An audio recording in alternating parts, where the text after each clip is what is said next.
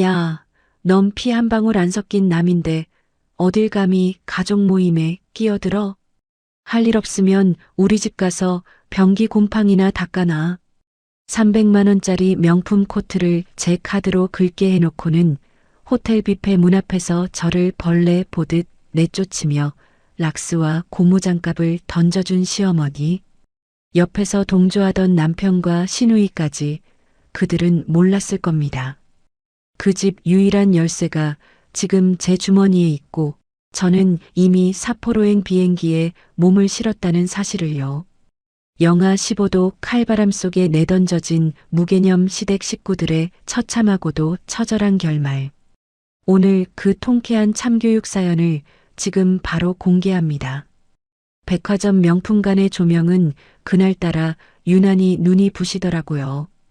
저는 시어머니가 고른 코트의 가격표를 가만히 바라보며 저도 모르게 숨을 크게 들이켰습니다. 300만 원. 숫자를 확인한 순간 정말 눈앞이 아찔해지더군요. 시어머니는 거울 앞에서 코트 자락을 휘날리며 이리저리 몸을 돌려보고 계셨고 직원은 옆에서 연신 고개를 숙이며 입에 발린 칭찬을 늘어놓았습니다. 그럴수록 시어머니의 입꼬리는 점점 더 올라갔죠. 저는 가격표에서 눈을 떼지 못한 채 머릿속으로 이번 달 카드값을 떠올리고 있었습니다. 이번 호텔 모임 말이야. 시골 친척들한테 우리 아들 잘 나가는 거 보여주려면 내가 이 정도는 입어줘야 하지 않겠니? 시어머니는 거울 속 자신을 보며 콧소리를 내셨습니다. 코트 깃을 세우시더니 어깨를 쫙 펴고는 직원을 향해 손가락을 까딱이더군요. 이거 다른 색상은 없어요? 네, 어머님. 베이지색과 네이비색이 있습니다. 베이지색도 한번 가져와 봐요. 직원이 후다닥 뛰어가는 뒷모습을 보며 저는 멍하니 서 있을 수밖에 없었습니다. 300만 원짜리 코트라니요. 지난달에도 200만 원짜리 가방을 사드렸고 그 전달에는 150만 원짜리 구두를 해드렸는데 말이죠. 저는 타들어가는 속을 달래며 입술을 꽉 깨물었습니다. 어머님, 이번 달 생활비가 조금 빠듯해서요. 조심스럽게 말을 꺼내 보았지만 시어머니는 거울에서 눈을 떼고 고개를 천천히 돌리셨습니다. 그 눈빛이 순식간에 얼마나 차갑게 변하던지 저는 저도 모르게 한 발짝 뒤로 물러서고 말았죠. 뭐라고? 그게 이번 달 카드값도 좀 많이 나왔고 해서요. 예, 내가 꾀죄죄하게 입고 가서 아들이 늙은 어미 옷 한 벌 못 해준다고 욕먹으면 좋겠니? 시어머니의 목소리가 높아지자 주변 손님들이 힐끗거리며 저희를 쳐다봤습니다. 저는 고개를 숙인 채 아무 말도 하지 못했습니다. 시어머니는 한 발짝 다가오셨고 코트 자락이 제 팔에 스쳐 지나갔습니다.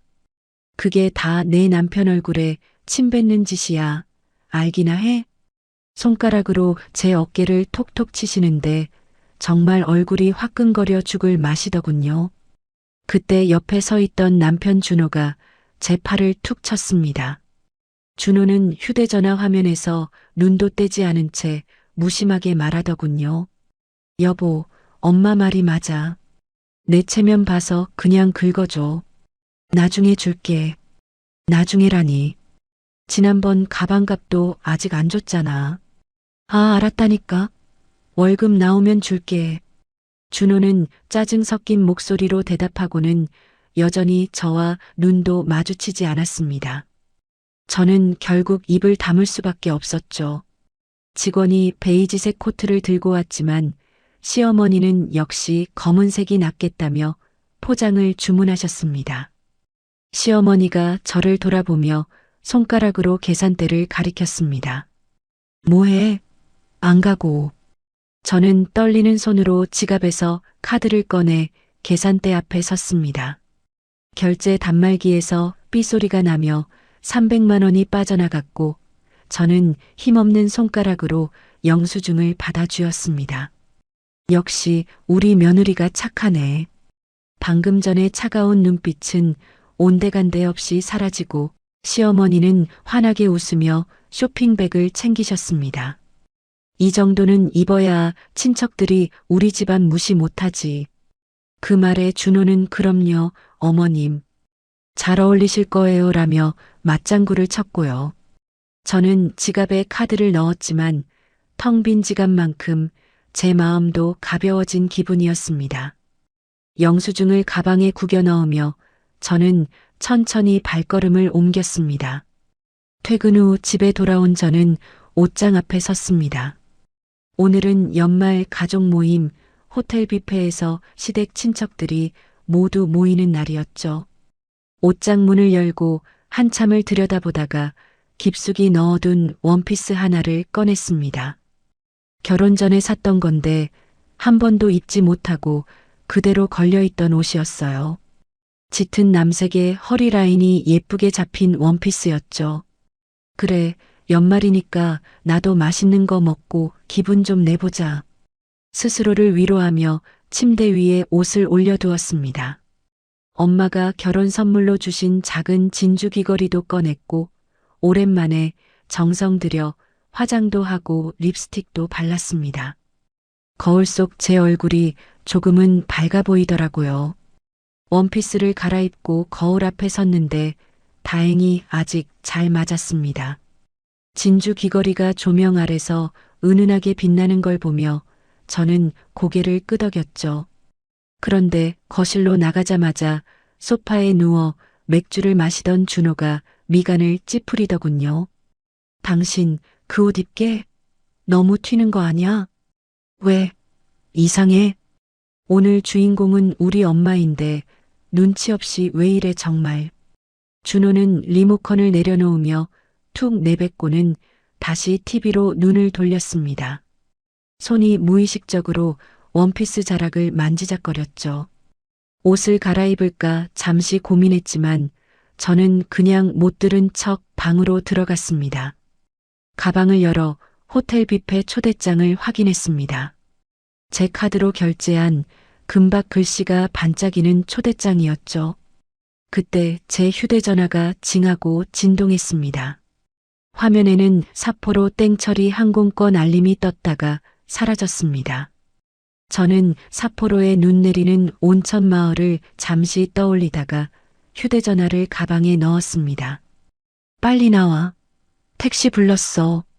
현관에서 재촉하는 준호의 목소리에 저는 가방을 챙겨 나갔습니다. 준호는 코트를 걸치며 저를 흘끗 보더니 술 마셔야 하니 차는 두고 가자고 하더군요.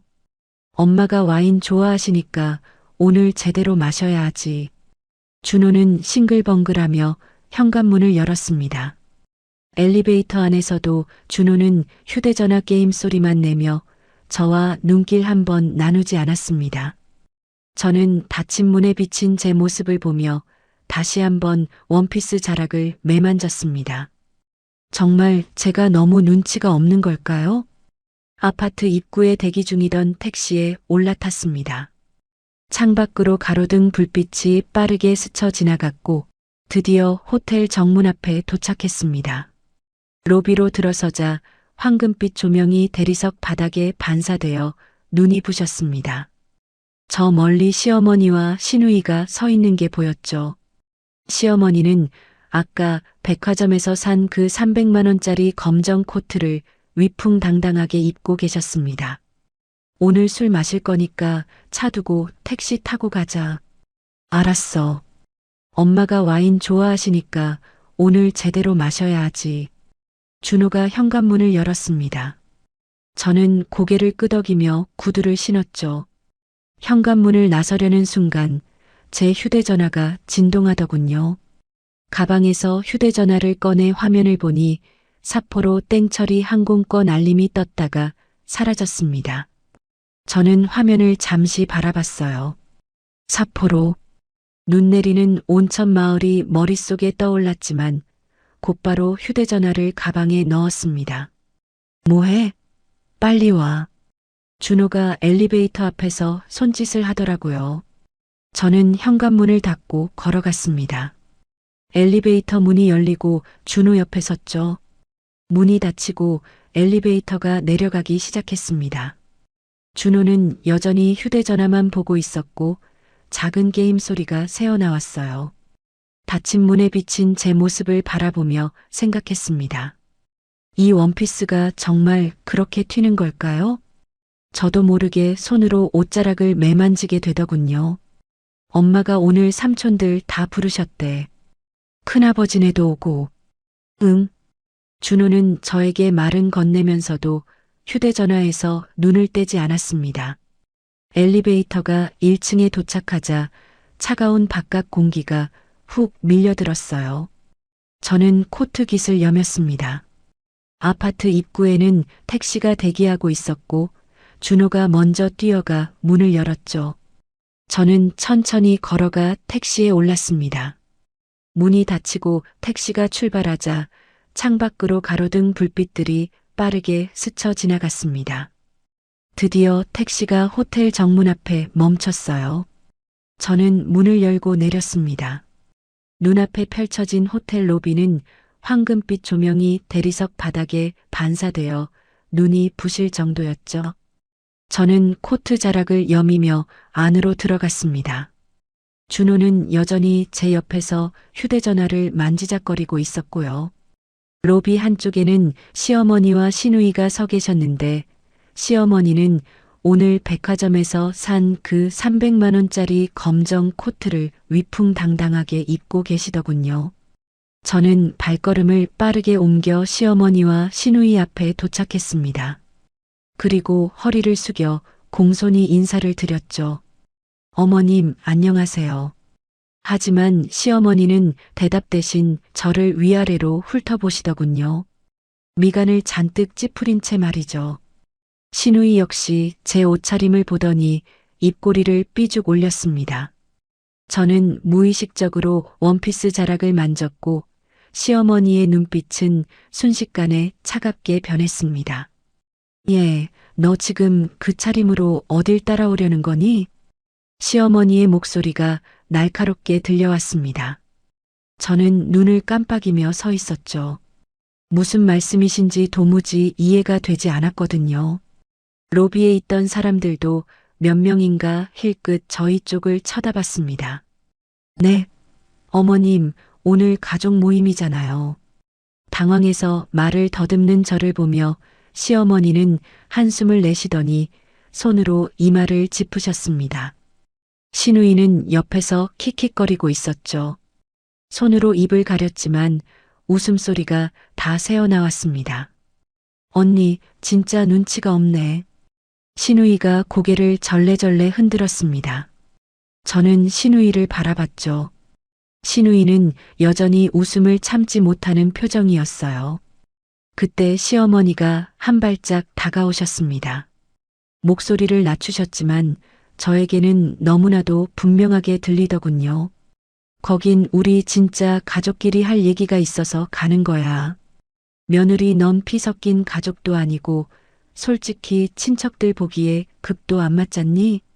그 말씀이 비수처럼 가슴에 박혔습니다. 숨이 턱 막히고 입술이 바르르 떨렸어요.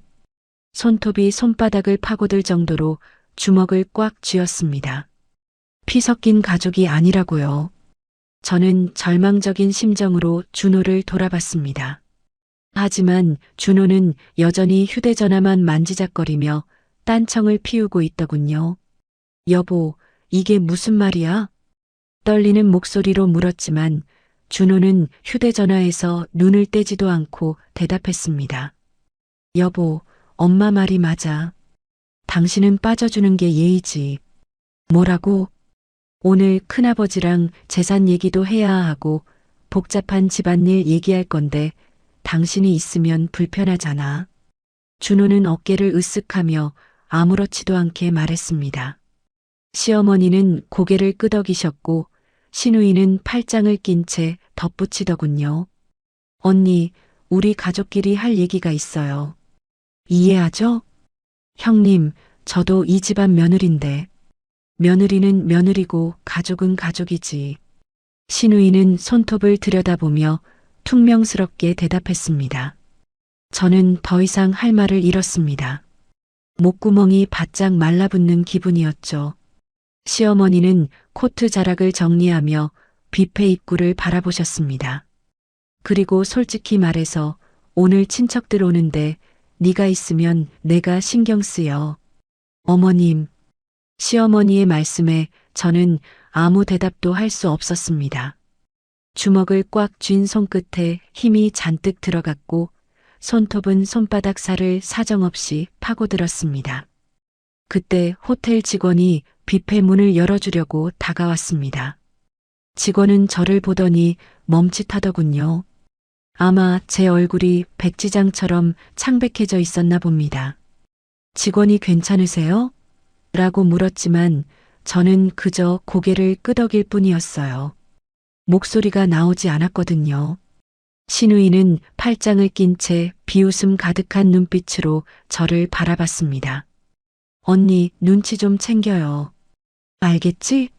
그리고 오늘 파티는 우리끼리 찍은 사진 보내줄게. 형님. 아, 그리고 오늘 랍스터 뷔페래요. 언니 좋아하는 거 아니었어? 아쉽긴 하네. 신우이는 킥킥 웃으며 시어머니 옆으로 가버렸습니다. 저는 입술을 깨물며 주먹을 꽉 쥐었죠. 손끝이 하얗게 질렸습니다. 로비에 사람들이 많아 소리를 지를 수도 없었어요. 저는 그저 아무 말도 못하고 서 있었습니다. 시어머니는 준호의 팔짱을 끼셨고 준호는 휴대전화를 주머니에 넣었습니다. 시어머니의 얼굴에는 환한 미소가 번지더군요. 아들 가자. 랍스터 먹으러. 네, 엄마. 오늘 와인도 좋은 거 시켜요. 그래. 오늘은 푸짐하게 먹자. 시어머니와 준호는 뷔페 입구로 걸어갔습니다. 신우이도 그 뒤를 따랐고요. 저는 그 자리에 멈춰 서서 세 사람의 뒷모습을 바라봤습니다. 시어머니가 준호에게 뭔가를 말씀하시자 준호가 웃었고 신우이도 끼어들어 한마디 하더군요. 세 사람은 그렇게 웃음소리를 남기며 뷔페 안으로 사라졌습니다. 저는 혼자 로비에 남겨졌습니다. 다리에 힘이 풀려 가까운 소파에 털썩 주저앉고 말았죠. 그때 주머니 속에서 휴대전화가 진동했지만 저는 꺼내지 않았습니다. 그냥 울리도록 뒀어요. 진동이 멈췄다가 다시 울렸지만 역시 받지 않았습니다. 로비 천장의 샹들리에가 눈부시게 반짝이고 있었고 대리석 바닥에는 제 그림자가 길게 늘어져 있더군요. 저는 고개를 숙이고 제 손을 내려다봤습니다. 손바닥에는 손톱 자국이 선명하게 찍혀 있었습니다. 저는 천천히 숨을 내쉬었지만 가슴은 여전히 먹먹했습니다. 손님 괜찮으세요? 호텔 직원이 다가와 물었습니다. 저는 고개를 들었죠. 억지로 미소를 지어 보였습니다. 네, 괜찮아요. 잠깐 쉬는 거예요. 음료라도 가져다 드릴까요? 아니요. 괜찮습니다. 직원은 고개를 숙이고 물러갔고 저는 다시 고개를 숙였어요. 원피스 자락이 눈에 들어오더군요. 아까 준호가 한 말이 떠올랐습니다. 너무 튀는 거 아니냐는 그 말 말이죠. 저는 원피스 주름을 손으로 펴다가 멈췄습니다. 손이 떨리고 있었거든요. 휴대전화가 또 진동하더군요. 가방에서 휴대전화를 꺼내 화면을 봤지만 모르는 번호였습니다. 저는 전화를 받지 않았죠.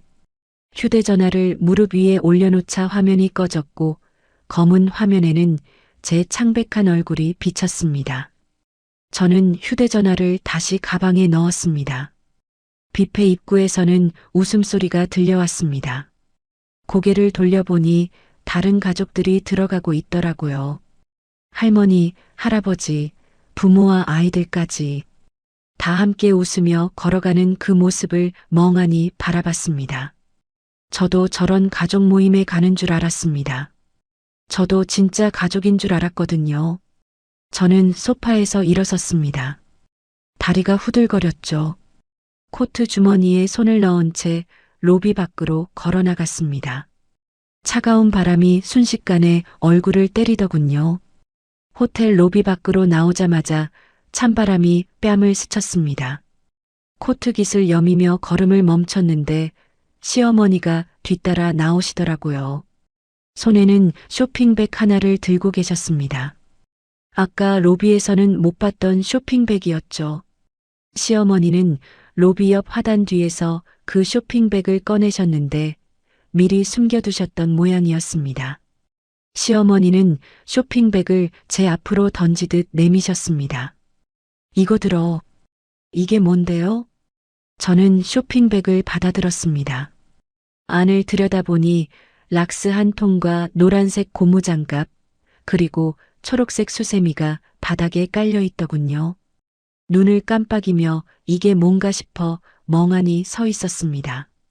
어머님, 이건 할 일 없으면 우리 집 가서 화장실 청소나 해라. 곰팡이가 슬어서 냄새나더라.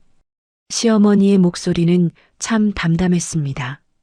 마치 당연한 일을 시키는 것처럼요.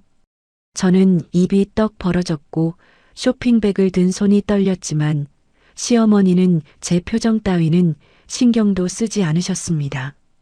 어머님, 저보고 지금 청소하러 가라고요? 왜? 할 일도 없으면서 뭘 해? 집에 가서 TV나 볼 거야? 그래도 오늘은 연말인데. 연말이면 뭐가 달라? 청소는 해야 하지. 시어머니는 손을 털며 말씀하셨습니다. 저는 멍하니 서 있을 뿐이었죠. 머릿속이 하얘지더군요. 그때 시어머니가 한 발짝 다가오셨습니다. 내일 아침 친척들 오니까 공국도 끓여놓고. 알았지? 공국이요? 응. 사골은 냉동실에 있어. 해동해서 푹 끓여놔. 시어머니의 말씀이 귀를 때렸습니다. 고개를 숙여 쇼핑백 안을 다시 보니 락스 냄새가 코끝을 찔러왔죠. 손이 부들부들 떨렸습니다. 그때 시누이가 로비에서 나오더니 저를 보고 쇼핑백을 힐끗 쳐다보더군요. 입꼬리가 쓱 올라갔습니다. 언니, 비싼 옷에 락스 튀면 안 되니까 조심해요. 아가씨, 그 옷 얼마짜리예요? 락스 튀면 얼룩져서 못 입잖아요. 시누이는 킥킥거리며 웃었습니다. 저는 입술을 깨물며 주먹을 꽉 쥐었죠. 시어머니가 시누이의 어깨를 툭 치더군요. 그만하고 이제 들어가자. 배고파 죽겠다. 네, 엄마. 시누이는 시어머니 팔짱을 끼며 로비 안으로 들어갔습니다. 두 사람의 웃음소리가 유리문 너머로 들려왔고 저는 그 자리에 서서 쇼핑백만 바라봤습니다. 바람이 불어 머리카락이 얼굴을 스치고 지나갔죠. 쇼핑백을 든 채 가만히 서 있는데 다리에 힘이 풀리더라고요. 그런데 로비 문이 다시 열리더니 시어머니가 다시 나오셨습니다. 주머니에 손을 넣고 뭔가를 꺼내시더니 녹슨 열쇠 하나를 쥐어주더군요. 아, 맞다. 이거 가져가. 차가운 금속이 손바닥에 닿았습니다.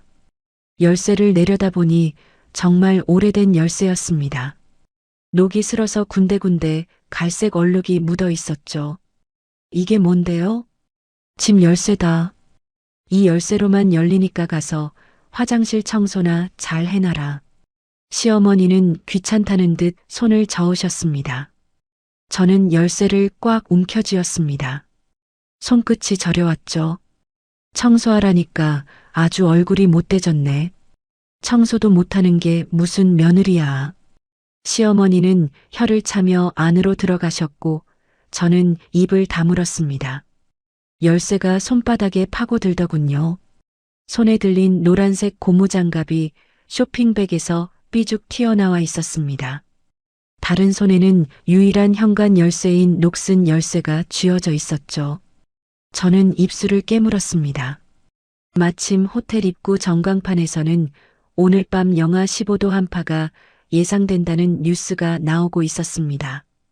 외출 시 방 안에 유의하시기 바랍니다라는 기상캐스터의 말이 들려왔고 영하 15도라는 숫자가 눈에 박히더군요. 바람이 불었습니다. 코트 사이로 찬 공기가 사정없이 파고들었죠. 저는 열쇠를 코트 주머니 깊숙이 넣었습니다. 쇼핑백 끈이 손목을 파고들었고 락스통은 묵직하게 느껴졌습니다. 호텔 앞 버스 정류장에서는 버스 한 대가 막 떠나가고 있었습니다. 저는 정류장 벤치에 앉아 쇼핑백을 무릎 위에 올려놓았습니다. 안에 들어있는 것들이 덜그럭거리더군요. 락스, 고무장갑, 수세미. 고개를 숙여 쇼핑백 안을 들여다보니 락스통에 붙은 곰팡이 제거용이라는 라벨이 보였습니다. 피식 웃음이 나더라고요. 웃음인지 한숨인지 모를 소리가 제 입에서 새어나왔습니다. 뷔페 창문으로는 따뜻한 불빛이 새어나오고 있었습니다. 안에서 사람들이 웃고 떠드는 모습이 어렴풋이 보였죠. 시어머니의 그 새 코트가 반짝이는 것만 같았습니다. 저는 시선을 돌려 버스 정류장 시간표를 확인했습니다. 다음 버스까지는 20분이나 남았더군요. 주머니에서 열쇠를 꺼내보았습니다. 가로등 불빛 아래서 녹슨 열쇠가 희미하게 빛나고 있었습니다. 유일한 열쇠. 이게 없으면 아무도 집에 못 들어갑니다. 저는 열쇠를 꽉 쥐었습니다.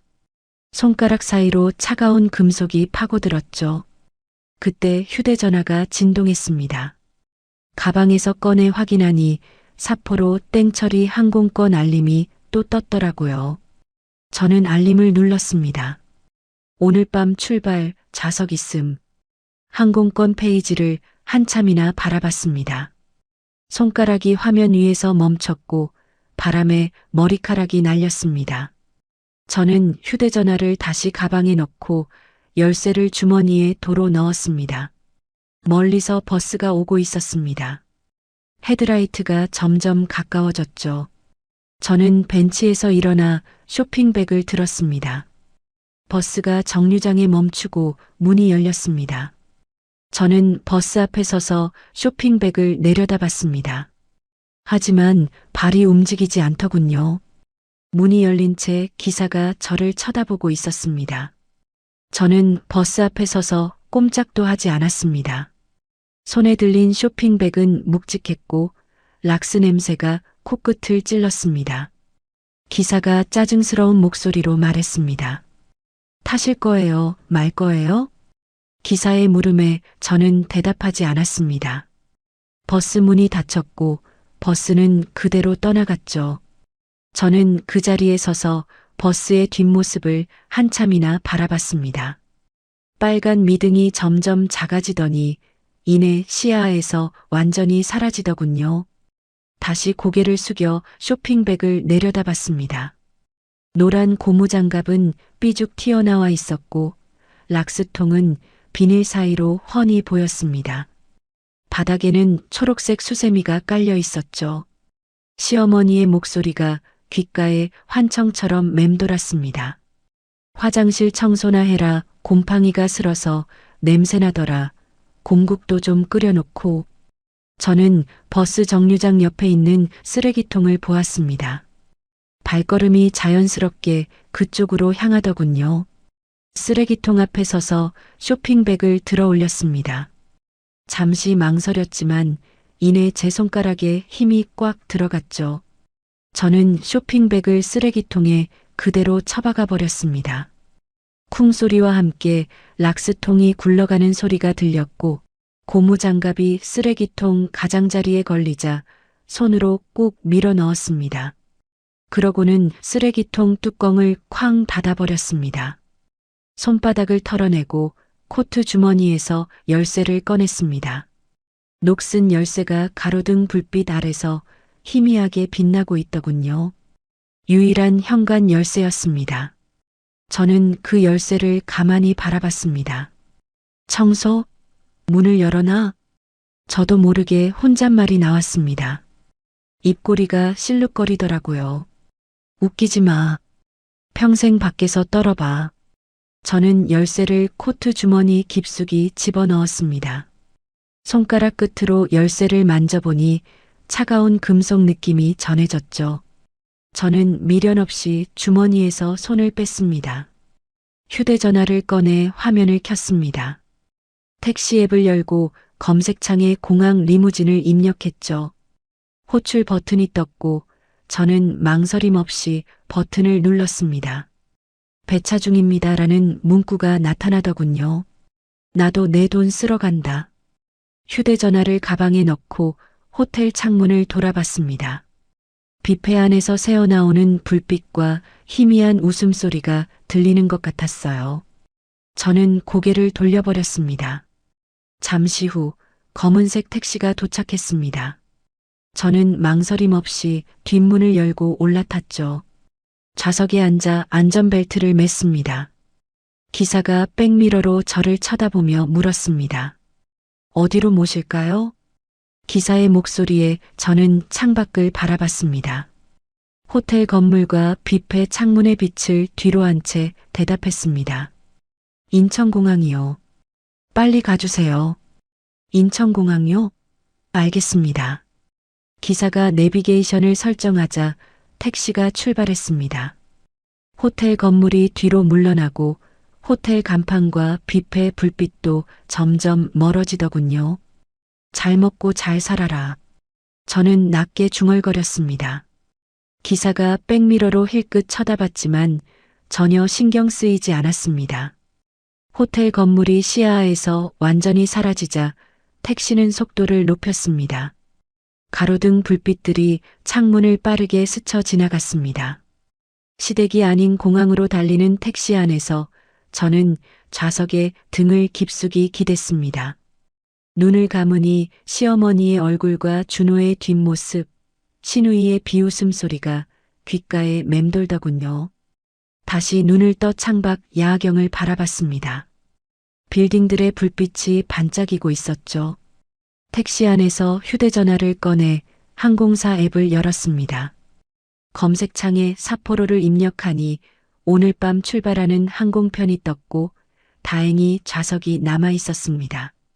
저는 화면을 천천히 스크롤했습니다. 가장 빠른 삿포로행, 비즈니스석 결제. 저는 중얼거리며 버튼을 눌렀습니다. 좌석 선택 화면에서 창가 자리를 골랐고 결제 화면으로 넘어갔죠. 카드 번호는 자동으로 입력되었고 제가 결제 버튼을 누르자 결제가 완료되었습니다라는 문구가 떴습니다. 무릎 위에 휴대전화를 올려놓고 창밖을 보는데 갑자기 눈물이 볼을 타고 주르륵 흘러내렸습니다. 손등으로 눈물을 닦아냈지만 코트 소매가 다 젖을 정도로 눈물이 멈추지 않더군요. 그냥 흘러내리도록 내버려뒀습니다. 손님 괜찮으세요? 기사가 백미러로 저를 쳐다보며 걱정스레 물었습니다. 저는 고개를 끄덕이며 대답했죠. 네, 괜찮아요. 그냥 가주세요. 네, 알겠습니다. 기사는 시선을 앞으로 돌렸습니다. 야경은 눈물 때문에 흐릿하게 번져 보였습니다. 가로등 불빛이 형체 없이 흩어지더군요. 연말이라 도로가 꽉 막혀 차들이 늘어서 있자 기사가 혀를 찼습니다. 그러더니 버스 전용 차로로 차를 몰기 시작했죠. 택시는 거침없이 달렸고 옆 차선의 차들은 속절없이 뒤로 밀려났습니다. 저는 창밖으로 스쳐 지나가는 불빛들을 그저 멍하니 바라봤습니다. 그때 휴대전화가 진동했습니다. 화면을 보니 카드사 앱에서 해외 이용 잠금 해제라는 알림이 떠 있더군요. 해외 결제가 활성화된 것을 확인하고 저는 휴대전화를 가방에 넣었습니다. 공항 이정표가 보이기 시작했습니다. 인천국제공항 10km 나는 표지판이 빠르게 스쳐 지나갔죠. 저는 코트 주머니에 손을 넣었습니다. 녹슨 열쇠가 손끝에 닿았습니다. 여전히 차가웠지만 저는 그 열쇠를 꽉 쥐었습니다. 거의 다 왔어요. 몇 번 터미널로 갈까요? 1터미널이요. 네. 택시가 공항 진입로로 들어섰습니다. 활주로 불빛이 멀리서 반짝이고 있었고 비행기 한 대가 밤하늘로 육중하게 올라가고 있더군요. 저는 그 모습을 끝까지 바라봤습니다. 비행기가 점점 작아지더니 마침내 구름 사이로 사라졌습니다. 택시가 출발 터미널 앞에 멈췄습니다. 저는 카드로 요금을 결제하고 문을 열었습니다. 차가운 공기가 순식간에 얼굴을 감쌌지만 공항 건물의 유리창에 반사된 조명들은 눈이 부시게 아름다웠습니다. 저는 공항 안으로 당당하게 걸어 들어갔습니다. 공항 라운지 문이 열리고 저는 안으로 들어갔습니다.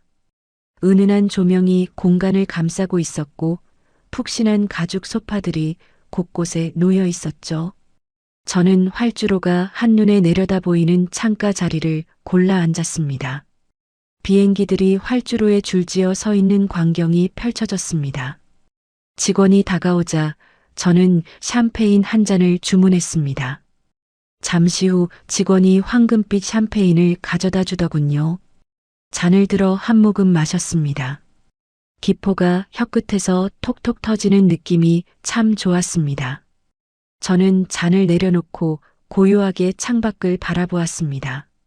삿포로행 항공편 탑승을 시작합니다. 비즈니스석 승객분들은 먼저 탑승해 주시기 바랍니다. 안내방송이 라운지 안에 울려 퍼졌습니다. 저는 샴페인을 한 번 더 홀짝였죠.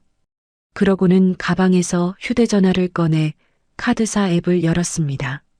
메뉴를 천천히 스크롤했습니다. 가족 카드 관리라는 메뉴가 보이더군요. 저는 곧바로 그 메뉴를 눌렀습니다. 화면이 바뀌더니 준호 이름으로 된 가족 카드가 떴습니다. 제 명의로 발급해준 카드였죠. 매달 결제 금액이 1,000만 원을 훌쩍 넘더라고요. 저는 그 화면을 가만히 내려다봤습니다. 메뉴 하단에는 카드 분실 신고 버튼이 있었습니다. 저는 그 버튼 위에 손가락을 올리고 잠시 멈췄죠. 시어머니의 목소리가 다시 귓가에 맴돌았습니다. 넌 가족이 아니잖니. 피 섞인 가족도 아니고. 뒤이어 준호의 목소리도 들려왔어요. 당신은 빠져주는 게 예의지. 저는 입꼬리를 슬쩍 올렸습니다. 샴페인 잔을 들어 마지막 한 모금을 비우고는 테이블에 내려놓았죠. 탁 하는 소리가 났습니다. 오늘 밤 지옥을 맛봐라. 저는 낮게 중얼거렸습니다. 손가락에 힘을 주었죠. 저는 망설이지 않았습니다. 곧장 분실 신고 버튼을 꾹 눌렀습니다. 화면이 바뀌며 정말 분실 신고를 하겠느냐는 팝업이 떴고 저는 확인 버튼을 눌러버렸습니다. 내친김에 거래 정지 버튼도 눌렀죠. 거래 정지 시 모든 결제가 즉시 중단된다는 경고 문구가 떴지만 저는 다시 한번 확인을 눌렀습니다. 신고가 접수되었습니다. 즉시 거래가 중단됩니다. 팝업이 화면 중앙에 뜨더군요. 저는 휴대전화 화면을 내려다보며 미소 지었습니다. 입꼬리가 올라가고 가슴이 시원해졌죠. 곧바로 휴대전화 설정으로 들어가 비행기 모드를 켰습니다. 화면 상단에 비행기 아이콘이 뜨면서 세상과의 모든 연락이 끊어졌습니다. 저는 가방을 들고 일어섰습니다. 라운지를 나와 탑승구로 걸어갔죠. 직원이 탑승권을 확인하더니 말했습니다. 즐거운 여행 되세요. 네, 감사합니다. 저는 미소를 지으며 대답했죠. 통로를 지나 비행기에 올랐습니다. 비즈니스석을 찾아 앉았는데 참 넓고 쾌적하더군요. 저는 안전벨트를 맸습니다. 창밖을 내다보니 활주로의 불빛들이 반짝이고 있었습니다. 승무원이 다가와 음료를 권하길래 오렌지 주스를 부탁했습니다. 잠시 후 차가운 주스가 왔고 저는 한 모금 마시며 창밖을 바라봤죠. 비행기가 드디어 움직이기 시작했습니다. 활주로를 천천히 이동하더니 이내 속도가 붙더군요. 몸이 좌석에 깊숙이 눌렸습니다. 비행기가 땅을 박차고 하늘로 올라갔습니다. 공항의 불빛들이 점점 작아지더니 도시의 야경이 발 아래로 펼쳐졌죠. 저는 생전 처음으로 해방감을 느꼈습니다. 가슴이 뻥 뚫린 기분이었거든요. 조용히 눈을 감자 입가에 미소가 떠올랐습니다. 비행기는 그렇게 구름 위로 높이 올라갔습니다. 같은 시각 호텔 뷔페였습니다. 시어머니는 테이블 중앙에 앉아 계셨죠. 친척들이 그 주변을 둘러앉아 있었습니다. 접시마다 랍스터가 놓여 있었고 와인 잔이 테이블마다 가득했습니다. 시어머니가 와인 잔을 높이 들어 올리며 말씀하셨습니다. 며느리가 없으니까 물이 좋네. 시어머니의 목소리가 식당 안에 쩌렁쩌렁 울렸습니다. 친척들도 하하호 웃음을 터뜨렸죠. 시어머니는 활짝 웃으시며 다시 말씀하셨습니다. 오늘은 우리 며느리가 쏘는 거니까 마음껏들 드세요. 아이고, 며느리 복 터졌네. 큰어머니가 맞장구를 쳤습니다. 그러자 시누이가 랍스터 집게를 들며 끼어들더군요. 언니가 돈은 잘 벌어요. 쓸 줄을 몰라서 그렇지. 그래도 효심은 있구나. 시어머니한테 이렇게 대접을 하니. 삼촌이 와인을 홀짝이며 말했습니다. 시어머니는 어깨를 으쓱하셨죠. 제가 잘 가르쳤거든요. 준호도 벌건 얼굴로 와인 잔을 비우며 거들었습니다. 진작 이렇게 올 걸 그랬어요. 며느리 없으니까 세상 편하고 좋네요. 시누이는 킥킥거리며 좋아했고 시어머니는 고개를 끄덕이셨습니다. 친척들은 다시 웃음을 터뜨렸죠. 와인 병이 비워지면 곧바로 새 병이 들어왔습니다. 랍스터 접시가 비워지자 스테이크가 추가로 나왔고 디저트까지 아주 푸짐하게 시켰습니다. 마침내 식사가 끝났습니다. 직원이 계산서를 가져오자 준호가 호기롭게 손을 들었죠. 여기요, 계산할게요. 직원이 다가왔습니다. 준호는 지갑에서 카드를 꺼냈습니다. 제 명의로 된 카드였죠. 준호는 아주 거만하게 카드를 직원에게 내밀었습니다. 이걸로 긁어주세요. 네, 알겠습니다. 직원이 카드를 받아들고 계산대로 향했습니다. 준호는 아주 의기양양하게 의자에 기대 앉았죠. 시어머니는 흐뭇한 표정으로 아들을 바라보셨습니다. 우리 아들 역시 듬직해. 엄마 다음엔 더 좋은 데로 모시고 올게요. 그래, 역시 내 아들이 효자야. 잠시 후 직원이 돌아왔습니다. 그런데 표정이 아주 굳어 있더라고요. 카드를 양손으로 든 채 다가온 직원은 준호를 향해 고개를 숙였습니다. 손님, 죄송합니다만. 네, 뭔데요? 이 카드가 도난 신고된 카드라고 나옵니다. 혹시 다른 결제 수단이 있으실까요? 직원의 말 한마디에 테이블은 순식간에 조용해졌습니다. 준호의 얼굴은 하얗게 질려버렸죠. 마침 물을 마시던 시어머니는 너무 놀라 물을 뿜고 말았습니다. 테이블 위로 물이 튀었지만 친척들은 아랑곳하지 않고 일제히 준호를 쳐다봤습니다. 뭐라고요? 준호의 목소리가 바르르 떨렸습니다. 직원이 다시 한번 말했습니다. 도난 신고된 카드라 결제가 불가능합니다. 시어머니의 얼굴이 새파랗게 변했고 시누이는 입을 떡 벌렸습니다. 친척들의 따가운 시선이 꽂혔죠. 준호는 카드를 낚아채듯 뺏으며 소리쳤습니다. 이게 무슨 소리야? 잘못된 거 아니에요? 준호는 자리에서 벌떡 일어났습니다. 의자가 뒤로 밀리며 끼익 소리가 났죠. 준호는 떨리는 손으로 직원에게 카드를 다시 내밀었습니다. 그럴 리가 없어. 다시 긁어봐요. 하지만 직원의 목소리는 단호했습니다. 손님, 이미 3번이나 확인했습니다. 분명 도난 신고된 카드입니다. 준호의 얼굴은 더 하얗게 질려갔고 이마에는 식은땀이 송골송골 맺혔습니다. 시어머니는 물을 뿜은 입을 손등으로 닦아냈지만 테이블 위는 이미 물로 흥건했죠. 준호야, 이게 대체 무슨 일이니? 엄마, 잠깐만요. 이거 뭔가 잘못된 거예요. 준호는 허둥지둥 휴대전화를 꺼내 카드사 앱을 열었습니다. 화면을 확인한 준호의 손이 사정없이 떨리더군요. 분실 신고 처리 완료라는 문구가 선명하게 떠 있었거든요. 친척들이 여기저기서 수군거리기 시작했습니다.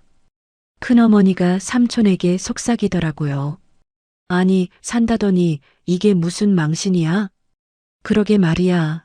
뭔 짓을 한 거야? 삼촌이 혀를 찼습니다. 시어머니의 얼굴은 창피함과 분노로 벌겋게 달아올랐습니다. 준호는 지갑을 뒤져 자기 개인 카드를 꺼냈습니다. 그러고는 직원에게 내밀었죠. 이거로 해주세요. 직원이 카드를 받아 다시 계산대로 갔습니다. 하지만 잠시 후 돌아온 직원의 표정은 더욱 굳어 있었습니다. 손님, 이 카드는 한도 초과입니다. 뭐요? 결제가 안 됩니다. 준호의 무릎이 꺾였습니다. 그대로 의자에 털썩 주저앉았죠. 시어머니가 테이블을 탁 쳤습니다. 야, 너 돈 없어? 엄마, 저도 지금 당황스러워서. 당황은 무슨, 결제를 해야 하지. 시어머니의 목소리가 점점 높아지더군요. 주변 테이블 손님들이 힐끗거리며 저희를 쳐다봤습니다. 신우이가 다급하게 시어머니 소매를 잡아당겼죠. 엄마, 목소리 낮춰요. 사람들 다 봐요. 지금 그게 문제야? 시어머니가 준호를 매섭게 노려보셨습니다. 준호는 아무 말도 못하고 고개를 푹 숙였죠. 상황이 이상하게 돌아가자 친척들이 하나둘 자리에서 일어나기 시작했습니다. 큰아버지가 코트를 집어들며 말하더군요. 우리는 먼저 가볼게. 다음에 보자. 형님, 잠깐만요. 금방 해결할게요. 됐어. 바쁘다. 큰아버지가 손을 저으며 나가버리자 큰어머니도 그 뒤를 따라갔습니다. 삼촌 역시 혀를 차며 일어섰죠. 실망이다. 초대해놓고 이게 뭐야? 삼촌도 나갔고 다른 친척들도 하나둘 자리를 떴습니다. 시어머니가 다급하게 손을 뻗어봤지만 소용없었죠. 저기 잠깐만요. 금방. 아무도 돌아보지 않았습니다. 친척들은 마치 도망치듯 빠져나갔고 테이블에는 시어머니와 준호, 신우이 세 사람만 남겨졌습니다. 빈 접시들이 널브러져 있고 와인병이 뒹구는 모습이 참 처량하더군요. 준호가 휴대전화를 꺼내 소은에게 전화를 걸었습니다. 신호음이 울렸죠. 한 번, 두 번, 세 번. 하지만 전화는 연결되지 않았습니다. 전원이 꺼져 있어 음성 사서함으로. 준호가 전화를 끊고 다시 걸어봤지만 역시나 똑같은 소리만 들려왔습니다. 준호의 얼굴이 험악하게 일그러졌죠. 야, 이 여자가 지금 뭐라고 해? 시어머니가 다급하게 물으셨고 준호는 이를 악물었습니다. 전화가 꺼져 있어요. 이 나쁜 년이. 시어머니도 휴대전화를 꺼내 전화를 걸어보셨지만 마찬가지로 연결되지 않았습니다. 신우이도 걸어봤지만 소용없었죠. 세 사람이 번갈아가며 20번, 30번 넘게 전화를 걸었지만 휴대전화는 계속 꺼져 있었습니다. 그때 호텔 매니저가 테이블로 다가왔습니다.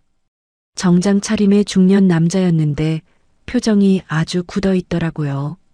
손님, 결제 문제가 해결되지 않으면 경찰을 부를 수밖에 없습니다. 경찰이요? 시어머니의 목소리가 파르르 떨렸습니다. 매니저가 고개를 끄덕였죠. 식사 대금이 350만 원입니다. 결제해 주셔야 합니다. 350만 원? 신우이가 비명을 질렀습니다. 준호는 머리를 감싸 쥐었고 시어머니는 준호의 팔을 사정없이 흔들었습니다. 야, 어떻게 좀 해봐. 엄마, 저도 방법이 없어요. 내 돈은 없어. 카드가 한도 초과라니까요. 시어머니가 뒷목을 잡으셨고 신우이는 결국 울먹이기 시작했습니다. 눈물이 볼을 타고 흘러내렸죠. 엄마, 어떡해. 울긴 왜 울어? 내 돈은 없어. 저요? 신우이가 눈을 동그랗게 뜨자 시어머니가 신우이를 노려보셨습니다. 너 적금 있잖아. 결혼자금. 그건, 엄마, 그건 제 돈이에요. 지금 상황이 어떤데? 경찰 온다잖아. 매니저가 팔짱을 끼고 서 있자 신우이는 결국 울면서 휴대전화를 꺼냈습니다. 은행 앱을 열어 떨리는 손으로 적금 해지 버튼을 눌렀죠. 비밀번호를 입력하자 그렇게 모아온 적금이 깨져버렸습니다. 신우이가 카드를 매니저에게 내밀었습니다. 이걸로 해주세요. 신우이의 목소리가 울먹거렸습니다. 매니저가 카드를 받아갔고 잠시 후 돌아왔죠. 결제 완료되었습니다. 신우이는 테이블에 엎드려 어깨를 들썩이며 울었습니다. 시어머니는 멍하니 앉아 계셨고 준호는 계속해서 소은에게 전화를 걸어댔죠. 전화기에는 부재중 전화가 50통, 70통, 100통이 넘게 쌓여갔습니다. 세 사람이 호텔 밖으로 나왔습니다. 완전히 빈털터리 신세였죠. 신우이가 코를 훌쩍이며 앞서 걸었고 시어머니가 그 뒤를 준호가 가장 뒤에서 걸어 나왔습니다. 호텔 앞에는 택시들이 줄지어 서 있었습니다. 준호가 택시 쪽으로 걸어가 앱을 열어 호출하려 했지만 카드가 정지되어 결제 수단이 없으니 앱이 작동하질 않더군요. 아씨. 준호가 욕을 내뱉으며 지갑을 뒤졌지만 현금 한 푼 없었습니다. 평소에 카드만 썼으니까요. 준호가 시어머니를 돌아봤습니다. 엄마, 현금 있어요? 나한테 왜 물어? 며느리가 다 관리한다. 시어머니가 손을 저으시자 신우이에게 물었습니다. 야, 너는? 오빠, 나 방금 적금 다 깼어. 350만 원 다 날렸다고. 신우이가 소리를 질렀습니다. 눈은 이미 퉁퉁 부어 있었죠. 준호는 다시 머리를 감싸쥐었습니다. 바람이 불었습니다. 정말 차가운 바람이었죠.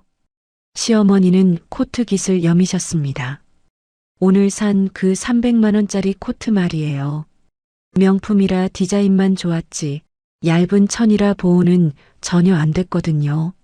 시어머니가 덜덜 떨기 시작하셨습니다. 아이고, 추워. 택시 좀 잡아봐. 엄마, 택시비가 없다니까요. 그럼 어떡하라고. 세 사람이 호텔 앞에서 실랑이를 벌이자 지나가던 사람들이 힐끗 쳐다봤습니다. 시어머니의 얼굴이 창피함으로 붉게 달아올랐죠. 그럼 차는? 차 어딨어? 오늘 술 마시려고 집에 두고 왔어요. 뭐? 택시 타고 왔잖아요. 시어머니가 하늘을 올려다보며 깊은 한숨을 내쉬셨습니다. 신우이가 운동화 끈을 조이며 중얼거리더군요. 걸어가야 하겠다. 걸어? 여기서 집까지? 버스 정류장까지요. 세 사람이 버스 정류장을 향해 걷기 시작했습니다. 칼바람이 불어왔고 시어머니의 명품 코트가 바람에 사정없이 펄럭였습니다. 이가 딱딱 부딪힐 정도였죠. 빈 택시 한 대가 옆을 지나가길래 손을 들어봤지만 멈추지 않았습니다. 또 한 대가 지나갔지만 역시 그냥 가버렸죠. 택시들이 쌩쌩 달리며 야속하게 세 사람 옆을 스쳐 지나갔습니다. 시어머니가 발을 동동 구르셨습니다. 아이고, 팔자야. 이게 무슨 꼴이야. 버스 정류장에 도착했을 때는 이미 막차가 떠난 뒤였습니다. 시어머니가 텅 빈 정류장을 보며 비명을 지르셨고 신우이는 휴대전화로 밤 11시가 넘은 시간을 확인했습니다. 준호가 지하철역을 가리켰죠.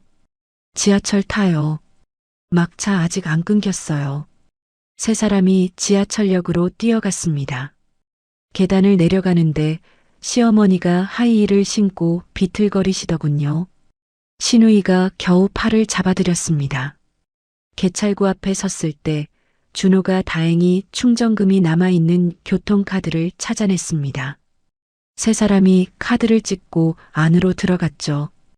플랫폼에는 사람이 가득했습니다. 연말이라 술 취한 사람들도 많았고요. 지하철이 들어오자 문이 열리며 사람들이 우르르 밀려들었습니다. 세 사람도 떠밀리듯 안으로 들어갔죠. 10,000원이었습니다. 앉을 자리라고는 눈 씻고 봐도 없었죠. 시어머니는 손잡이를 붙잡고 사람들 사이에 끼어 덜덜 떨고 계셨습니다. 그때 옆에 있던 남자가 시어머니를 툭 밀쳤습니다. 시어머니가 비틀거리셨죠. 아우, 냄새나. 좀 밀지 마요. 시어머니가 짜증을 확 부리시더라고요. 그러자 남자가 고개를 돌려 시어머니를 무섭게 노려봤습니다. 아줌마가 밀었잖아요. 뭐요? 아줌마? 좁은 데서 유난 떨지 마세요. 남자가 퉁명스럽게 대꾸하자 주변 사람들이 일제히 시어머니를 쳐다봤고 그 따가운 눈총에 시어머니는 얼굴이 붉어진 채 입술을 깨물고 고개를 돌릴 수밖에 없었죠. 준호는 한쪽 구석에서 휴대전화를 붙들고 안절부절 못하고 있었습니다. 소은에게 계속 전화를 걸어봤지만 연결되지 않았죠. 전원이 꺼져 있어 음성 사서함으로 준호는 이를 악물었습니다. 다시 걸어봐도 똑같은 소리만 반복됐거든요. 준호의 손은 덜덜 떨렸고 얼굴은 창백하게 질려 있었습니다. 술 기운이 아직 남아있어 속은 계속 울렁거렸고요. 신우이 역시 간신히 손잡이를 붙들고 서 있었습니다. 하이힐을 신은 발은 이미 감각이 없을 정도로 아팠고 3년 동안 피같이 모아둔 적금 350만 원이 떠올라 눈물이 다시 차올랐죠. 엄마, 언니 오면 진짜 가만 안 둘 거야. 신우이가 코를 훌쩍이며 말하자 시어머니도 고개를 세차게 끄덕이셨습니다. 당연하지. 그년이 집에 있겠지? 가서 아주 끝장을 내줘야 해. 청소하고 있겠죠. 어휴, 정말. 신우이가 발을 동동 굴렀지만 지하철이 흔들리면서 옆 사람과 또 부딪히고 말았습니다. 아, 진짜. 신우이가 짜증을 내자 옆 사람이 눈을 흘겼고 결국 신우이도 입을 다물 수밖에 없었죠. 그 와중에 준호는 구석에서 헛구역질을 시작했습니다. 속이 완전히 뒤집어지는 것 같았거든요. 호텔에서 마신 와인이 확 올라오자 준호는 입을 틀어막고 바닥에 털썩 주저앉았습니다. 주변 사람들은 지저분하다는 듯 멀찍이 피하더라고요. 야, 너 괜찮니? 시어머니가 다급하게 물으셨지만 준호는 손을 내저었습니다. 괜찮아요. 잠깐만요. 준호의 얼굴은 누렇게 떴고 이마에는 식은땀이 송골송골 맺혔습니다. 그때 안내방송이 울려 퍼졌습니다. 종착역입니다. 내리실 문은 오른쪽입니다. 세 사람이 고개를 번쩍 들었습니다. 종착역이라니요. 아직 시대까지는 한참 남았고 여기서 또 갈아타야 했거든요. 시어머니는 정말 망연자실한 표정을 지으셨습니다. 여기가 어디야? 갈아타야 해요, 엄마. 신우이가 힘없이 대답했고 문이 열리자마자 쏟아져 나오는 사람들에게 떠밀려 세 사람도 플랫폼으로 내려섰습니다. 차가운 지하철역 바람이 불어오자 시어머니는 몸을 잔뜩 움츠리셨죠. 자정이 훌쩍 넘어서야 세 사람은 겨우 시댁 아파트 앞에 도착할 수 있었습니다. 지하철을 2번이나 갈아타고 시어머니의 하이힐 굽은 다 닳았으며 신우이는 아예 신발을 벗어들고 걸었죠. 준호는 오는 도중에 2번이나 토했고요. 아파트 로비로 들어와 엘리베이터를 탔는데 시어머니는 이미 지칠 대로 지쳐 벽에 기대 눈을 감고 계셨습니다. 엘리베이터 문이 열리고 세 사람은 무거운 발걸음으로 복도를 걸어 현관문 앞에 섰습니다.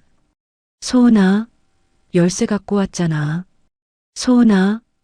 준호가 문을 쾅쾅 두드렸습니다. 하지만 안에서는 아무 대답이 없었죠. 준호가 더 세게 문을 쳤습니다.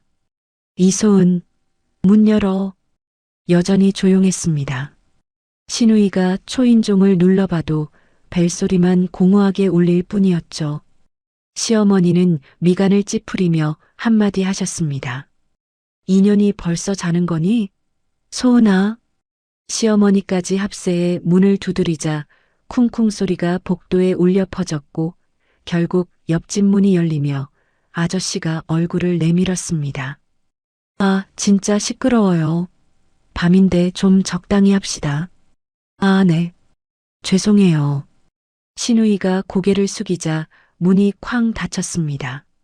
시어머니가 목소리를 낮춰 속삭였죠. 2년이 청소 다 해놓고 골아 떨어진 거 아니야? 모르겠어요. 전화도 안 받고. 준호가 다시 휴대전화를 꺼내 전화를 걸어봤지만 여전히 꺼져 있었습니다. 준호가 다시 문을 두드리려던 그때였어요. 시어머니가 갑자기 무언가 생각난 듯 손뼉을 짝 치셨습니다. 아 참, 내가 소은이한테 열쇠 줬잖아. 걔 아직 안 왔니? 네. 시어머니의 목소리가 파르르 떨렸고 준호의 얼굴도 순식간에 굳었습니다. 그 열쇠, 소은이가 가져갔는데요. 그럼 열쇠가 없다는 거야? 신우이가 묻자 준호가 멍하니 고개를 끄덕였습니다. 그 순간 시어머니가 비명을 지르셨죠. 뭐라고? 그럼 우리 어떻게 들어가?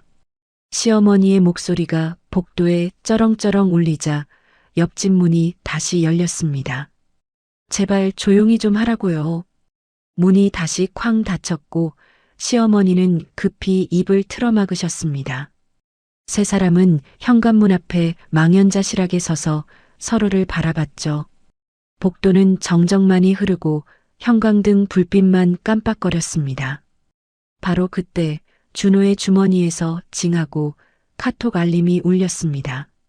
준호가 화들짝 놀라며 휴대전화를 꺼냈는데 바로 소은이 보낸 메시지였죠. 준호의 손이 사정없이 떨리기 시작했습니다. 준호가 떨리는 손으로 메시지를 확인했습니다. 가장 먼저 뜬 건 사진 한 장이었어요. 펑펑 내리는 눈을 배경으로 김이 모락모락 피어오르는 노천탕에서 소은이 삭해 잔을 든 채 환하게 웃고 있는 사진이었죠. 배경에는 일본어 간판이 선명하게 보였습니다. 바로 사포로였죠. 준호의 눈이 튀어나올 듯 커졌고 입이 떡 벌어졌습니다. 옆에서 들여다보던 시어머니와 신우이도 경악을 금치 못했죠. 이게 대체 뭐야? 시어머니의 목소리가 떨렸습니다. 사진 밑에는 이런 메시지가 적혀 있었어요. 어머니 열쇠는 제가 실수로 가져왔네요. 저는 지금 삿포로예요. 시어머니가 준호의 휴대전화를 낚아채 화면을 뚫어지게 보셨습니다. 손이 부들부들 떨리더군요. 그때 메시지가 하나 더 도착했습니다. 청소는 못 해드리겠네요. 아, 문 여는 비용 20만 원은 있으시죠? 시어머니의 얼굴이 순식간에 시뻘겋게 변했습니다. 목에 핏줄이 툭 붉어지고 휴대전화를 쥔 손이 경련하듯 떨리더니 결국 비명을 지르셨죠. 나쁜 년이. 시어머니는 뒷목을 부여잡고 그대로 눈이 뒤집히며 쓰러지셨습니다. 신우이가 비명을 지르며 매달렸죠. 엄마, 정신 차려요. 엄마. 준호가 황급히 시어머니를 붙잡았지만 시어머니의 몸은 이미 축 늘어져 있었습니다. 신우이가 시어머니 볼을 때리며 울부짖자 시어머니는 겨우 눈을 뜨고 헛기침을 하더니 복도 바닥에 주저앉아 가슴을 움켜쥐셨습니다. 숨을 몰아쉬는 시어머니의 모습은 정말 처참하기 짝이 없었습니다. 그년이 감히 나한테. 엄마, 일단 진정하세요. 숨 쉬어야 하죠. 신우이가 시어머니 등을 거칠게 문질렀고 준호는 멍한 눈으로 휴대전화 속 웃고 있는 소은의 사진만 바라보고 있었습니다. 주먹을 꽉 쥔 준호의 손등에는 핏줄이 터질 듯 솟아올랐습니다. 그년이, 감히 그년이, 엄마 말하지 마세요. 일단 숨부터 쉬셔야 하죠. 신우이는 다급하게 시어머니의 등을 문질렀습니다. 준호는 소은에게서 온 사진을 멍하니 바라보다가 휴대전화를 다시 뺏어들었죠. 화면 속 소은은 노천탕에서 사케 잔을 든 채 너무나도 행복하게 웃고 있었거든요. 준호의 소나기에 절로 힘이 들어갔습니다. 이 미친년이 진짜. 준호는 이를 악물고 주먹으로 벽을 내리쳤습니다. 쿵소리와 함께 손등이 빨갛게 부어올랐지만 분노 때문에 아픈 줄도 몰랐죠. 준호는 서둘러 열쇠 수리업체를 검색해 전화를 걸었습니다. 24시간 출장 업체였죠. 신호음이 몇 번 울리더니 곧 남자 목소리가 들려왔습니다. 네, 24시간 열쇠입니다. 저기요, 지금 문이 안 열려서 그러는데 출장 좀 와주세요. 주소가 어떻게 되세요? 준호가 주소를 부르자 전화기 너머에서 키보드 치는 소리가 들리더군요. 확인됐습니다. 새벽 출장은 비용이 20만 원이에요. 네, 알겠으니까 빨리 좀 와주세요. 결제는 선입금입니다. 입금 확인되어야 출발합니다. 그 말에 준호의 얼굴이 딱딱하게 굳어버렸죠. 카드는 정지됐고 수중엔 현금 한 푼 없었거든요. 저, 현장에서 결제하면 안 될까요? 죄송하지만 새벽 출장은 선입금 원칙입니다. 계좌이체는요? 지금 바로 해드릴게요. 입금 확인되면 그때 출발합니다. 냉정하게 전화가 끊겼습니다. 준호는 떨리는 손으로 은행 앱을 열어 잔고를 확인했지만 고작 3,000원뿐이었죠. 준호는 머리를 감싸쥐었습니다. 어떻게 됐니? 바닥에 주저앉은 시어머니가 물으셨고 준호는 힘없이 고개를 저었습니다. 선입금을 해야 온다는데 지금 돈이 없어요. 그 말에 시어머니의 얼굴이 일그러졌고 신우이는 결국 울먹이기 시작했죠.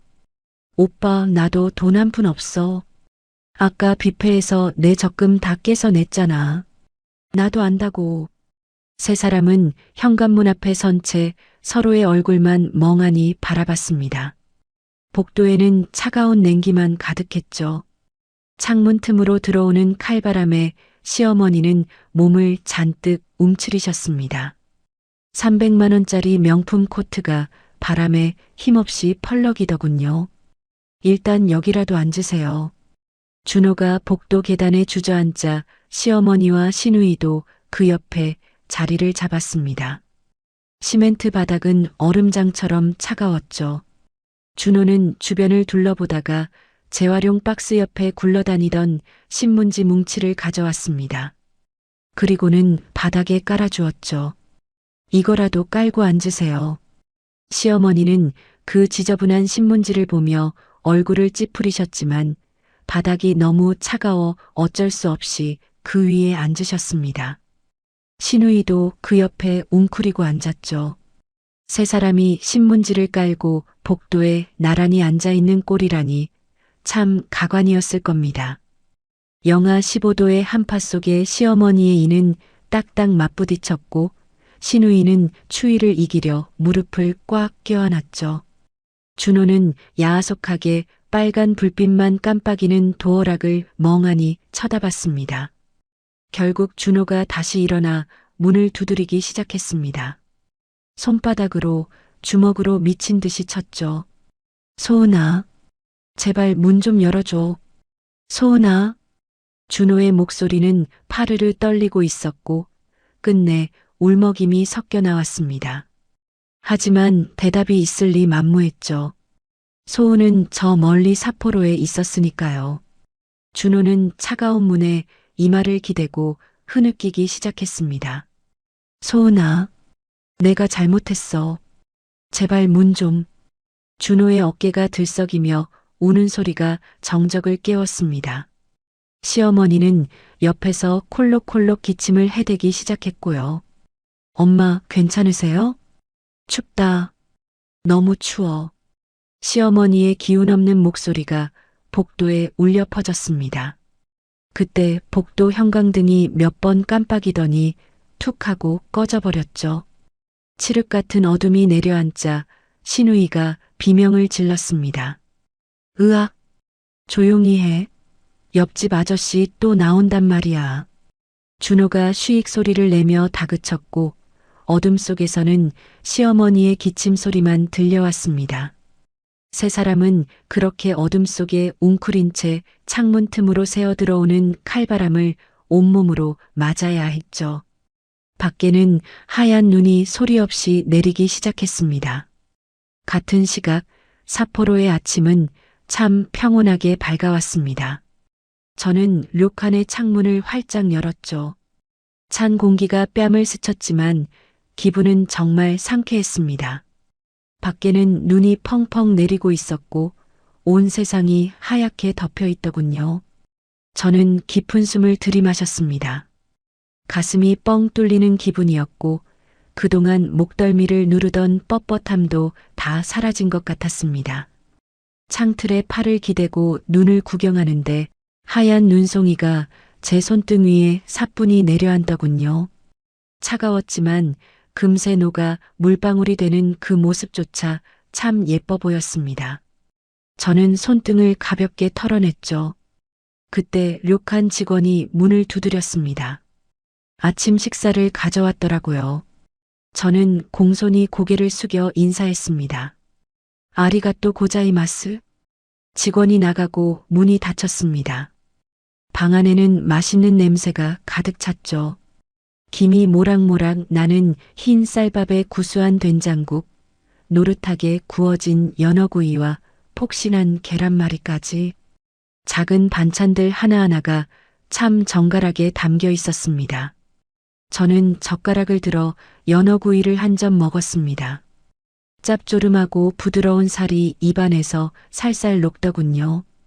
따뜻한 국물을 마시니 속이 확 풀리는 기분이었죠. 내 돈으로 내가 즐기는 게 이렇게 좋은 거였구나. 저는 혼잣말을 하며 천천히 식사를 즐겼습니다. 누구 눈치 볼 필요도 없이 한 입 한 입 음미하며 즐거운 시간을 보냈죠. 식사를 마친 뒤 저는 휴대전화를 꺼냈습니다. 그리고 사진첩을 열어 시댁 식구들의 사진을 하나씩 훑어봤습니다. 시어머니, 준호, 신우이, 그리고 지긋지긋했던 가족 모임과 명절 사진들까지. 저는 망설임 없이 전체 선택 버튼을 누른 뒤 삭제 버튼을 눌렀습니다. 정말 삭제하시겠습니까? 팝업 창이 떴지만 저는 고민하지 않았습니다. 확인 버튼을 누르는 순간 그동안의 기록들이 말끔히 사라졌죠. 텅 빈 화면을 보니 마음이 그렇게 후련할 수가 없더라고요. 저는 휴대전화를 가볍게 내려놓았습니다. 옆 테이블의 일본인 부부가 저를 보며 작은 목소리로 대화하는 게 들렸습니다. 부인이 남편에게 속삭이며 제 쪽을 힐끗 보더군요. 남편도 고개를 돌려 저를 봤습니다.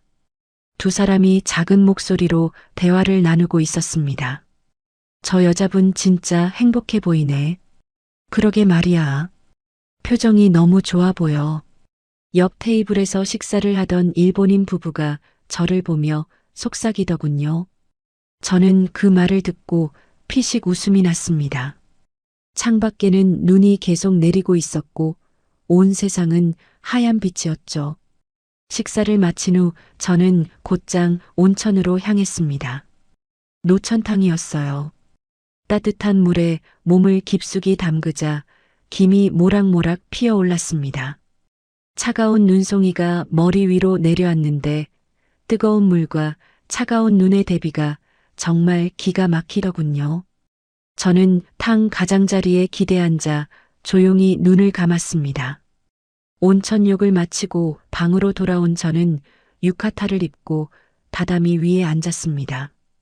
그리고 가방을 열어 지갑 안쪽 주머니에서 명함 한 장을 꺼냈죠. 3개월 전에 미리 받아둔 변호사 명함이었습니다. 언젠가 쓸 날이 올 것 같아 소중히 간직해 두었던 것이었죠. 명함을 손가락으로 가만히 만져보았습니다. 법무법인 정의 이정훈 변호사 이혼 전문이라는 글씨가 도톰하게 새겨져 있더군요. 저는 명함을 한참 동안 바라보다가 휴대전화를 꺼냈습니다. 메시지 앱을 열고 변호사님의 번호를 입력했죠. 안녕하세요. 이정훈 변호사님. 이소은입니다. 명함 주셨을 때 상담드렸었습니다. 저는 잠시 손가락을 멈추고 생각에 잠겼습니다. 뭐라고 더 써야 할까 고민하다가 곧바로 다음 문장을 입력했습니다. 내일 귀국하면 바로 이혼 진행해 주세요. 전송 버튼을 누르자 메시지가 순식간에 날아갔습니다. 휴대전화를 내려놓는데 가슴이 그렇게 시원할 수가 없더라고요. 후회는 전혀 없었습니다. 다시 창밖을 내다봤습니다. 눈이 하염없이 내리고 있더군요. 저는 창가에 앉아 그 풍경을 바라보며 지난 7년의 세월을 떠올렸습니다. 결혼 후 7년, 시어머니의 끝없는 구박과 준호의 방관, 그리고 신우이의 비웃음까지 저는 그 모든 것을 참고 또 참았습니다. 그저 가정을 지켜야 한다는 생각에 스스로를 위로하며 버텨왔었죠. 하지만 이제 정말 끝이었습니다. 저는 더 이상 누군가의 며느리도 누군가의 아내도 아니었습니다. 저는 온전한 이소은이었습니다. 그냥 이소은, 제 자신으로 다시 돌아온 것이죠. 입꼬리가 절로 올라갔습니다. 눈물이 왈칵 쏟아지려다 멈췄는데 그건 슬픔이 아니라 안도감이었습니다. 온천 욕을 하고 따뜻한 방에 앉아 있으니 잠이 쏟아지더군요. 저는 이불을 펴고 누워 나무 천장을 바라봤습니다. 은은한 나무 냄새가 코끝을 스쳤고 입가에는 미소가 떠나지 않았습니다. 테이블 위에 놓인 휴대전화는 꺼진 채 조용히 잠들어 있었죠. 어떠한 알림도 소음도 없는 완벽한 평온이었습니다. 창밖의 눈은 료칸 지붕 위에 소복소복 쌓여갔고 저는 오랜만에 악몽 없는 깊은 잠에 빠져들었습니다. 그로부터 한 달이 지났습니다. 서울의 겨울은 여전히 살을 애듯 매서웠죠. 저는 법원 정문 앞에 서 있었습니다. 제 돈으로 직접 고른 새 검은색 코트를 입고 선글라스를 쓴 채 말이죠. 바람에 날리는 머리카락을 귀 뒤로 넘기며 법원 계단을 올라가려는데 누군가 익숙한 목소리로 제 이름을 불렀습니다. 소은아. 고개를 돌려보니 그곳에 준호가 서 있더군요. 한 달 만에 보는 얼굴은 정말 헬쑥해져 있었습니다. 광대뼈는 도드라지고 눈 밑엔 다크서클이 짙게 내려앉아 있었죠. 수염은 지저분하게 자라 있었고 코트는 구질구질하게 구겨져 있었습니다. 준호가 비틀거리는 발걸음으로 다가와 제 앞에 멈춰 섰습니다. 충혈된 눈과 바짝 마른 입술로 그가 입을 뗐습니다. 여보. 갈라진 목소리에 저는 대답 대신 선글라스 너머로 그를 차갑게 바라봤습니다. 여보, 내가 정말 잘못했어. 그날은 내가 정신이 없어서 그랬어. 술도 마셨고. 그래서 제 물음에 준호는 고개를 푹 숙였습니다. 어깨가 축 처진 게 정말 처량해 보이더군요. 다시 시작하자. 응? 내가 정말 달라질게. 엄마한테도 확실히 말할게. 당신한테 잘하라고. 그 말에 저도 모르게 헛웃음이 났습니다. 입꼬리가 비릿하게 실룩거렸죠. 준호가 제 손을 잡으려 했지만 저는 한 발짝 뒤로 물러나 그의 손을 피했습니다. 그날 이후로 엄마가 독감에 걸려서 아직도 많이 아파. 준호의 말에 저는 눈썹을 슬쩍 치켜 올렸습니다. 그래서 어쩌라고? 그러니까 당신이 좀 이해해주면 안 될까? 엄마도 지금 반성 많이 하고 있어. 반성? 저는 선글라스를 고쳤으며 코트 깃을 여몄습니다. 그리고 준호를 똑바로 쳐다보며 말했죠. 위자료나 제때 입금해. 당신 월급 압류당하고 싶지 않으면 말이야. 준호의 얼굴이 순식간에 굳어버렸습니다. 입만 벙긋거릴 뿐 아무 말도 못하더군요. 저는 그대로 준호 옆을 지나쳐 걸어갔습니다. 어깨가 살짝 스쳤지만 무시했죠. 뒤에서 여보, 소은아 하고 부르는 소리가 들렸지만 돌아보지 않았습니다. 또각또각 법원 계단에 울려 퍼지는 제 구두 소리가 참 경쾌하게 느껴졌습니다. 법원 입구에 다다르자 휠체어 하나가 보였습니다. 바로 시어머니였습니다. 신우이가 뒤에서 휠체어를 밀고 있었죠. 시어머니의 얼굴은 누렇게 떠 있었고 볼은 푹 꺼져 있었습니다. 무릎에 담요를 덮고 빨개진 코로 콜록콜록 기침을 해대던 시어머니가 저를 발견하더니 눈을 부라리더군요. 휠체어 팔걸이를 붙잡고 억지로 몸을 일으키려 하시길래 신우이가 급히 말렸습니다. 엄마 가만히 좀 계세요. 전현이 왔다? 네가 사람이냐? 우리를 그렇게 얼려 죽일 뻔하고. 시어머니의 갈라진 목소리가 법원 앞에 쩌렁쩌렁 울렸습니다.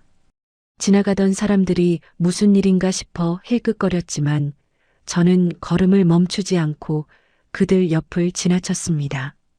신우이가 시뻘겋게 충혈된 눈으로 저를 노려보며 쏘아붙이더군요. 언니, 참 독하시네요. 우리 오빠랑 헤어지면 이제 완전 남남인 거 아시죠? 저는 잠시 멈춰서서 신우이를 힐끗 바라봤습니다. 선글라스를 살짝 내려 눈을 맞춘 뒤 한마디 해줬죠. 적금이나 다시 열심히 모아둬. 이번엔 엄마한테 뺏기지 말고. 신우이의 얼굴이 순식간에 새파랗게 질렸습니다. 입을 벌린 채 얼어붙은 그녀를 뒤로하고 저는 법원 안으로 들어갔습니다. 유리문이 닫히자 뒤에서 시어머니의 욕설 섞인 고함이 희미하게 들려왔지만 전혀 상관없었습니다.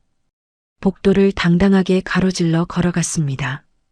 제 구두 굽소리가 법원 복도에 시원하게 울려 퍼졌죠. 드디어 법정문이 보였고 저는 망설임 없이 문을 열고 들어갔습니다.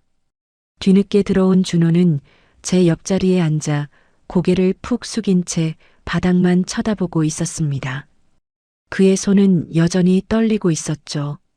곧 판사가 입장했고 모두가 자리에서 일어났습니다. 재판이 시작되었습니다. 저는 똑바로 허리를 펴고 앉아 정면을 응시했습니다. 제 옆에는 변호사님이 든든하게 서류를 정리하고 계셨고 저는 입꼬리를 살짝 올렸습니다. 마침내 재판이 끝났습니다. 이혼이 확정된 것이죠. 위자료와 재산 분할까지 모두 제가 원하는 대로 결론이 났습니다. 판사가 망치를 두드리는 탁, 탁, 탁 소리가 법정 안에 울려 퍼졌습니다. 저는 그 소리와 함께 자리에서 일어났습니다. 그리고 변호사님과 힘차게 악수를 나누었습니다. 수고하셨습니다. 이소은 씨. 감사합니다, 변호사님. 저는 그렇게 법정을 빠져나왔죠. 복도를 따라 걷는데 유리창 사이로 햇살이 길게 들어오더라고요. 참 따스했습니다. 법원 정문을 나서서 계단을 하나씩 내려가는데 차가운 공기가 얼굴을 감싸 안더군요. 그런데 그게 그렇게 상쾌할 수가 없었습니다. 법원 앞 벤치가 보이길래 잠시 걸음을 멈췄어요. 벤치에 앉아 기지개를 크게 켰죠. 팔을 쭉 뻗으니 등이 시원하게 펴지는 기분이었습니다. 하늘을 올려다보니 정말 파랗더라고요. 구름도 두둥실 한가롭게 떠가고 있었죠. 휴대전화를 꺼내 확인해 보니 법원에서 문자가 와 있었어요. 이혼 확정 결정문이 발송되었습니다. 라는 내용이었죠. 저는 그 문자를 바로 캡처했습니다. 그러고는 설정에 들어가 배경화면을 바꿔버렸죠. 캡처한 이미지를 배경에 띄워두니 화면 중앙에 이혼 확정이라는 글자가 딱 보이더라고요. 저도 모르게 피식 웃음이 났습니다. 택시 앱을 열어 차를 불렀더니 잠시 후 택시가 도착하더군요. 택시에 올라타 안전벨트를 맸습니다. 기사님이 백미러로 저를 힐끗 보시더니 물으시더라고요. 어디로 모실까요? 인천공항으로 가주세요. 공항요? 여행 가시나 봐요? 저는 웃으며 대답했어요.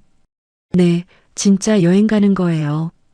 기사님이 고개를 끄덕이며 차를 출발시켰고, 그렇게 법원 건물은 점점 뒤로 멀어졌습니다. 창밖으로 서울거리가 빠르게 지나가는데 햇살을 받은 빌딩들이 참 예쁘게 반짝거리더군요. 라디오에서는 신나는 노래가 흘러나오고 있었어요. 멜로디가 어찌나 경쾌하던지요. 저도 모르게 창밖을 보며 고개를 까딱거렸습니다. 리듬을 타다 보니 어깨까지 들썩이더라고요. 기사님이 백미러로 힐끗 쳐다보는 게 느껴졌지만 전혀 신경 쓰이지 않았습니다. 도로는 뻥 뚫려 있었고 차도 전혀 막히지 않았어요. 택시가 속도를 높이자 창문에 바람이 부딪혔고 가로수들이 휙휙 지나갔습니다. 그러자 지난 7년의 세월이 머릿속을 스쳐 지나가더군요. 시어머니의 모진 구박과 준호의 무관심, 그리고 신우이의 비웃음까지. 명절마다 부엌에서 혼자 일하던 기억부터 생일날 축하 한마디 못 들었던 날들, 300만 원짜리 코트를 사드리고도 가족이 아니다라는 말을 들어야 했던 거 수모. 락스와 고무장갑이 든 쇼핑백을 받았던 그 기막힌 순간까지 말이죠. 저는 창밖을 가만히 응시했습니다. 지난날의 그 악몽들이 먼지처럼 흩어져 사라지는 것 같았어요.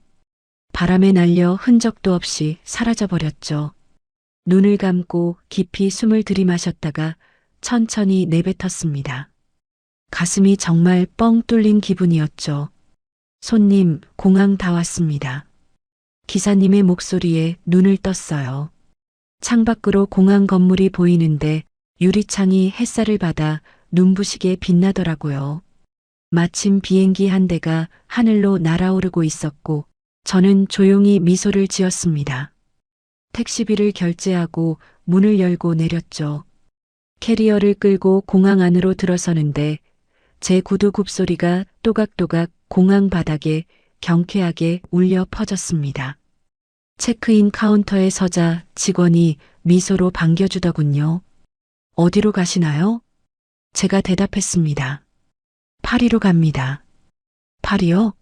좋은 여행 되시길 바랍니다. 탑승권을 건네받았습니다.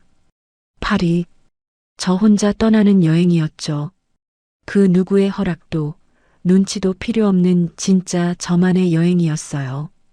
탑승권을 소중히 가방에 넣고 출국장으로 향했습니다. 보안 검색대까지 마친 후 면세점이 보이길래 화장품 매장으로 들어갔죠. 립스틱을 하나 골랐는데 아주 선명한 빨간색이었어요. 평소에는 감히 발라보지도 못하던 색이었죠. 며느리가 무슨 빨간 립스틱이냐며 혀를 차던 시어머니의 목소리가 떠올랐지만 저는 망설임 없이 그 립스틱을 집어들고 계산을 마쳤습니다.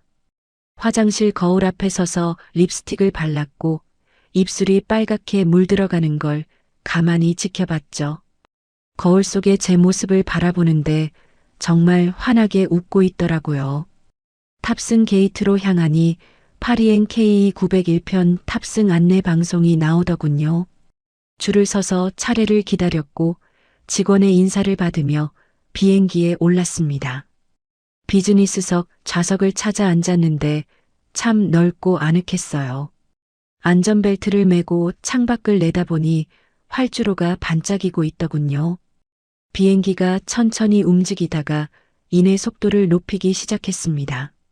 몸이 좌석에 꾹 눌리는 기분이 들더니 드디어 땅을 박차고 하늘로 솟아올랐죠. 창밖을 보니 서울이 점점 작아지더라고요. 빌딩들은 개미처럼, 도로는 실처럼 가늘어졌고 비행기는 어느새 구름 위로 올라섰습니다. 파란 하늘이 끝도 없이 펼쳐졌죠. 창밖을 보며 미소 지었습니다. 이제 정말 시작이었죠. 제 새로운 인생의 출발이었어요. 더 이상 누군가의 며느리도 아내도 아니었습니다. 저는 그냥 이소은이었습니다. 온전한 저 자신으로 돌아온 거예요. 구름 사이를 가르며 날아가는 비행기 창가로 따스한 햇살이 들어왔고 눈을 감으니 심장이 두근거리더라고요. 이건 두려움이 아니라 앞으로 펼쳐질 날들에 대한 설렘이었습니다. 승무원분이 다가오길래 샴페인 한 잔을 부탁했습니다. 잠시 후 도착한 황금빛 샴페인 잔을 들고 창밖을 봤어요. 나에게 건배. 조용히 혼잣말을 내뱉고 샴페인을 한 모금 마셨습니다. 기포가 혀끝에서 톡톡 터지는데 그렇게 달콤하고 시원할 수가 없더라고요. 지난 7년의 악몽은 그렇게 끝이 났습니다. 이제 새로운 꿈이 시작되겠죠. 오직 저만의 꿈, 저만의 인생, 그리고 저만의 행복 말이에요. 비행기는 파리를 향해 힘차게 날아갔고 저는 깊고 평온한 잠에 빠져들었습니다. 자는 내내 입가에는 미소가 떠나지 않았죠. 여러분, 소은 씨의 이야기 어떻게 들으셨나요? 가족이라는 이름 아래 참고 또 참아야만 했던 그 시간들. 며느리니까, 아내니까 당연히 넘어가야 한다고 스스로를 다독였던 그날들이 참 야속하기만 합니다. 하지만 진짜 가족이라면 그렇게 함부로 대하지 않았을 거예요. 피가 섞이지 않았다고, 급이 맞지 않는다고 밀어내는 건 가족이 아니라 그저 이용 대상이었을 뿐이니까요. 소은 씨는 그날 확실히 깨달은 거죠. 더 이상 참을 필요가 없다는 걸요. 내 돈으로 내 인생을 당당하게 살아도 된다는 걸 말입니다. 그렇게 소은 씨는 자신의 소중한 삶을 되찾았습니다. 혹시 지금 이 이야기를 들으시면서 마음 한구석이 뜨끔하신 분들 계시지 않나요?